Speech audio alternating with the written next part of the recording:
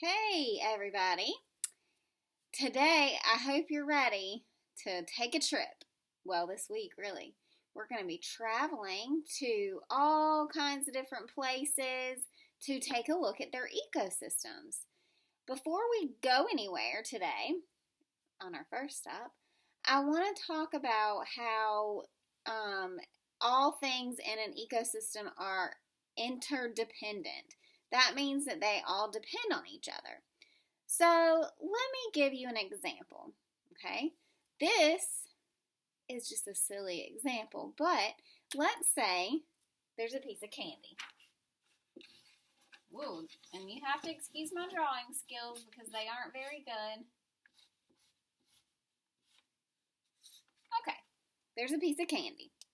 Now remember, when we are looking at a food chain, our arrows show the way the energy is going.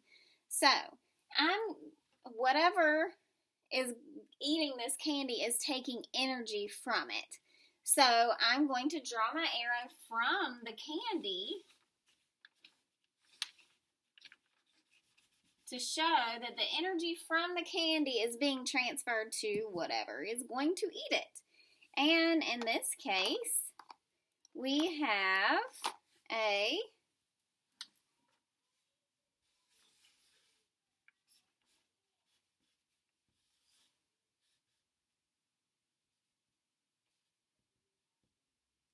Yep, that's a little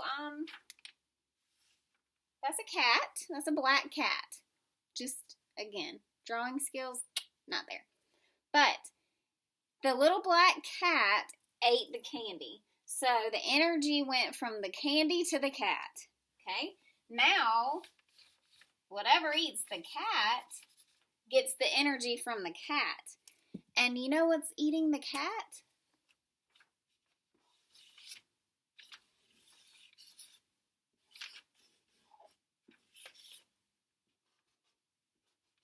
This big, scary, green, one-eyed monster is eating the cat.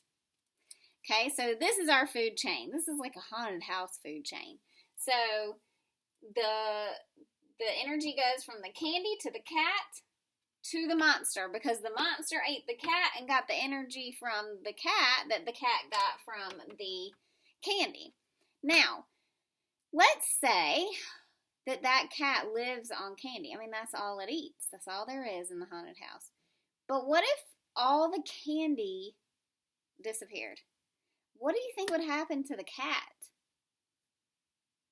Well, it would either have to move to another haunted house where there is candy, or the cat would die because it wouldn't have anything to eat.